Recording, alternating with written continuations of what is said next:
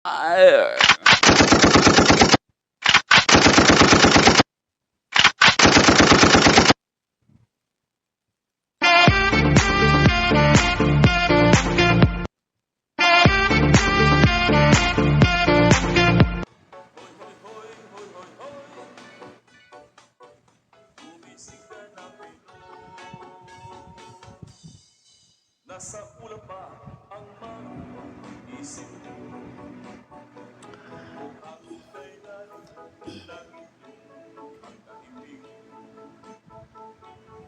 kaya naman pala, kaya naman pala tinitipid, ginigipit ang bawat benepisyaryo ng PhilHealth. Ito pala ang kanilang gagawin. Ito pala ang kanilang pinaplano. Kaya naman pala nabilaukan ang mga congressman na ganid at gutom sa pera dahil sa laki ng perang natipid ng PhilHealth na umabot sa 173 billion. Tayong excess in the amount of hinahanap ko lang po yung slide, sorry. 173.4 billion, and then dun po sa indirect subsidy meron pong 38.8 billion. This is for 2023 alone. Kaya pala mayroon tayong mga naririnig na ugong dyan sa loob ng gobyerno. Dapat iba naman walang katungkulan sa gobyerno ay gusto ring makialam sa PhilHealth. Grabe na itong bayan na to. Ano ba talaga ang trabaho ng mga inilagay nating tauhan natin sa gobyerno? Nilagay ba natin sila para pahirapan tayo? Sa halip na tayo ang kanilang pagsilbihan? Kung ganyan lang din pala, di dapat na natin silang alisin lahat mula sa Malacanang hanggang sa mga barangay.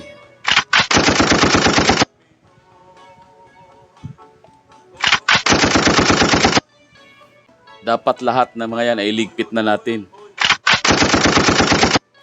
Kung ganyan lang din pala na tayo ang nagtatanim ng mga puno na namumunga ng ginto,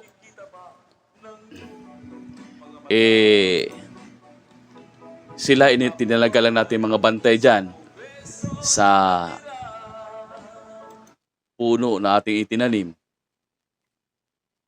Sila inilagay nating bantay para bantayan at pangalagaan ang mga bunga sa pagdating ng araw para mapakinabangan natin na tayong mga nagtanim. Pagdating ng araw ay hindi na tuloy natin mapakinabangan. Dahil sa tuwing namumunga ang mga puno ng ginto, ay sinasalakay na ito ng mga bantay na ating inilagay dyan. Oh? Kung ganyan lang din pala, huwag na tayong magtanim ng puno na namumunga ng ginto. Huwag na tayong magtanim kung hindi man lang tayo ang makakaani ng bungang ginto sa ating tanim. Kasi yung mga nilagay nating bantay, imbis na magbantay sa punong ang bunga ay ginto, ay siya rin pala ang sasalakay. Kaya kung ganun man, kung magkaganon pa man, putulin na natin ang mga tanim na ito. Putulin natin ang puno para hindi na sila magka-interes na magbantay. Para wala na tayong uutusang magbantay. Katulad ng PhilHealth. Ang premium ay tinaasan at tinitipid ang mga benepisyaryo nito para may mga matirang pera pagdating ng araw.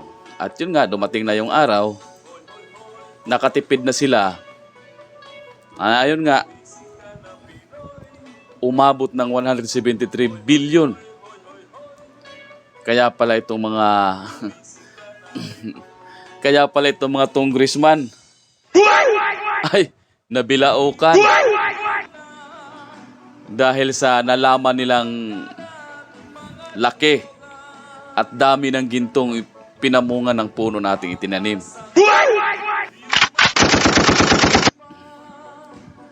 Kaya nagkaroon tuloy ng mga plano ang mga congressman kung paano nila i-harvest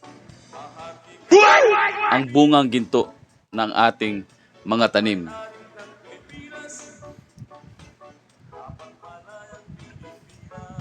Pinagplanuhan nila kung saan nila ilalagay ang mga ginto para hindi malaman ng mga tangang Pinoy na ang ating punong itinanim ay namumunga na ng ginto. Dahil itong ating mga ganid at masisibang bantay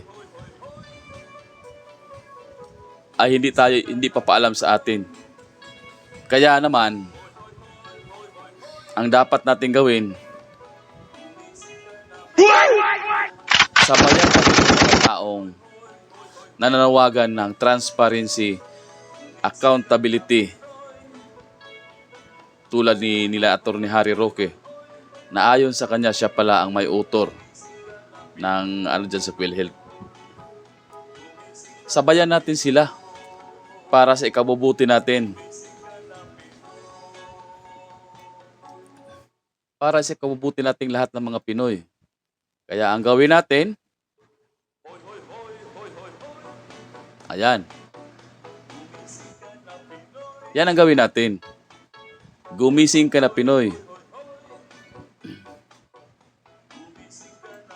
Pinagplanuhan na ng ating mga congressman kung ano ang kanilang paglalagyan para hindi natin makita o masilip man lang na marami pala ang ginto na ma-harvest na. Kaya, huwag na tayong magreklamo. Gumalaw tayo, magtrabaho tayo para hindi nila mapakialaman ang mga bungang ginto. At kung mangyari man na mapakialaman ng mga bantay na ito ang ating mga ginto, hanapan natin sila ng accountability. Kailangang makita natin. Kailangan ang paglalagyan nila ay transparent para makita natin kung gaano karaming ginto ang hinarbis nila sa ating puno. Kaya,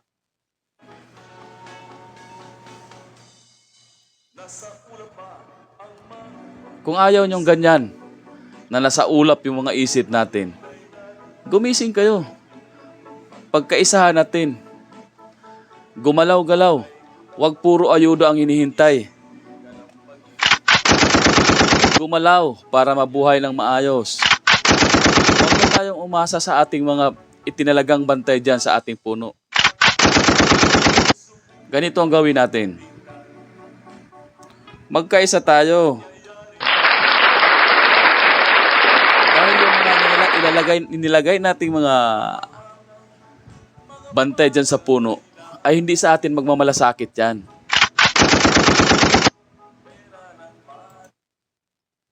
Hayaan nila tayong magutom dahil nga sa kasakiman at sa kaganiran.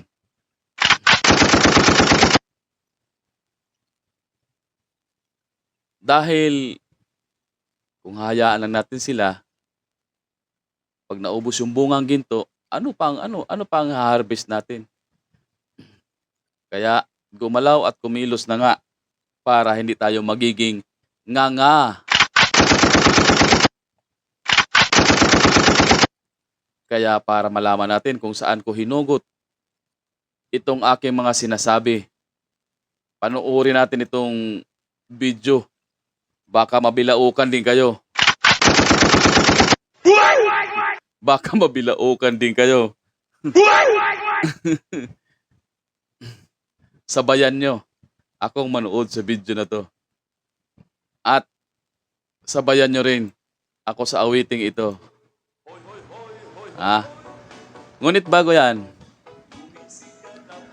paki-like, share, comment, subscribe, and hit the notification bell para updated ka sa mga nangyayaring dito sa ating bayan na hindi natin makikita sa mainstream media.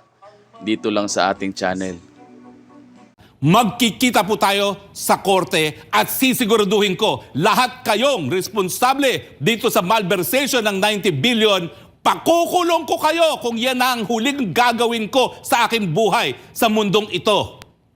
Pero hindi po ako papayag na lulustayin nyo ang nakalaan para sa mahirap ng mga Pilipino. Tumawag po kayo, PhilHealth dito, kung sinasabi nyo ako'y nagsisinungaling. Sabihin nyo, mali ako. At sabihin nyo kung ano yung more noble causes. At sabihin nyo walang linalabag na batas. Bukas po ang aming linya in the interest of fairness.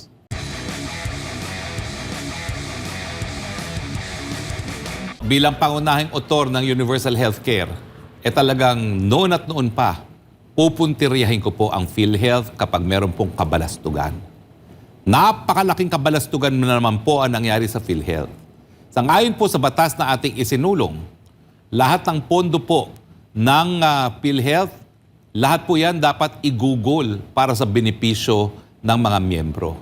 At kung meron pang butal, gagamitin para palakihin pa ang pondo na mas malaking benepisyo ang maibigay sa mga miyembro ng PhilHealth. Dahil ang ating adhikain po at ninanais ng ating sinulong po ang Universal Healthcare, wala ng Pilipino na mamamatay dahil lamang sa kahirapan. Ang problema noon ng PhilHealth, kulang ang pondo, kaya kakaunti lamang ang kanyang benepisyo na naibibigay. In fact, dati, walang benepisyo kapag hindi ka na hospital. At dahil nga po sa ating Universal Healthcare, ngayon pati ang diagnostics, covered na po. Dahil mas mabuti pang maiwasan ang pagkakasakit kesa tuluyang magkasakit ang taong bayan.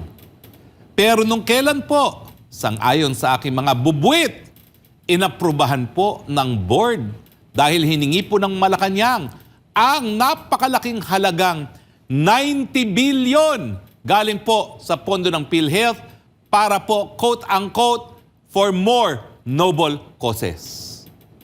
Ito po ay malaking kabalastugan. Ito po ay malversation of public funds. Ito po ay labag sa Universal Healthcare Law na nagsasabi na walang pondo ang PhilHealth na dapat mapunta sa gobyernong pangnasyonal. Dapat po yan ibuhos sa mas marami pang benepisyo ng ating mga mamamayan nang sa ganon magkaroon na ng mas maagang katuparan ang ating pangako na wala nang mamamatay na Pilipino dahil lamang sa kahirapan. Anong noble causes ang inyong sinasabi? Yan ba ay para bumili na naman ng lagda para sa pirma? Yan ba ay para sa mga proyektong infrastruktura na pinakikinabangan ng mga politiko? Malinaw po ang batas. Kung dati ang problema ay kulang ang pondo ng PhilHealth, ngayon po, sumobra ang pondo. Bakit? Dahil pinagkakait ang benepisyo sa taong bayan at dahil pinataas pa ang premium. At huwag niyong pong sisihin ang batas na ating isinulong dahil yung pagtaas po ng premium, yan po ay napasa loob sa isang implementing rules and regulation na hindi po kasama dun sa ating batas na isinulong sa 17th Congress.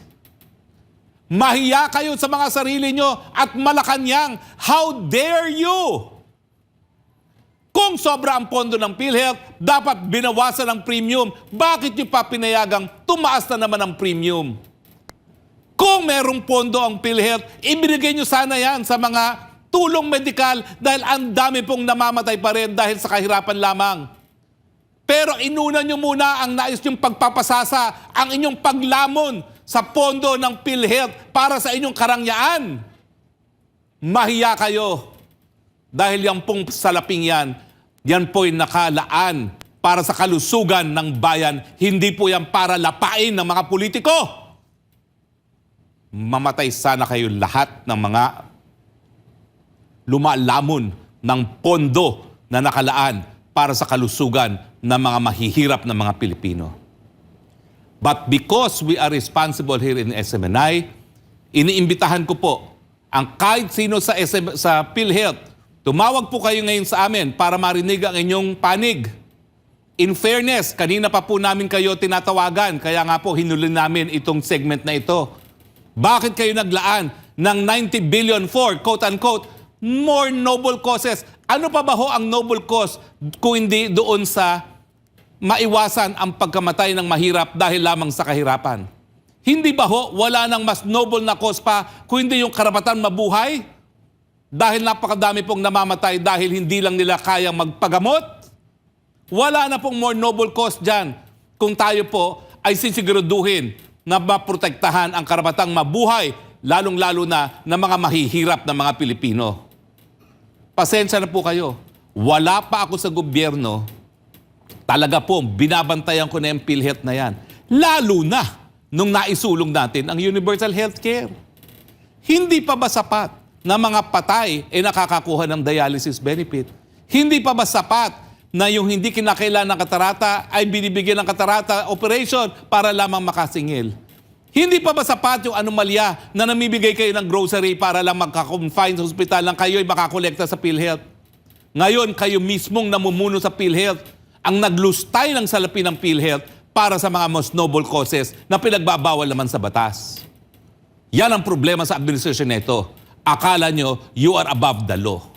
Pag hindi nyo po binawi ang resolusyon na yan, didemanda ko kayong lahat. Dahil yan po ay balakid sa pagiging tagumpay ng ating kaisa-isang pinaka-importanting batas na isinulong.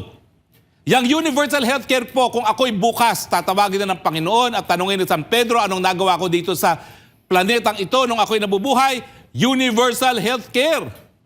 Dahil yan po ay nasa Biblia rin. Na bigyan ng tulong ang mga mahihirap.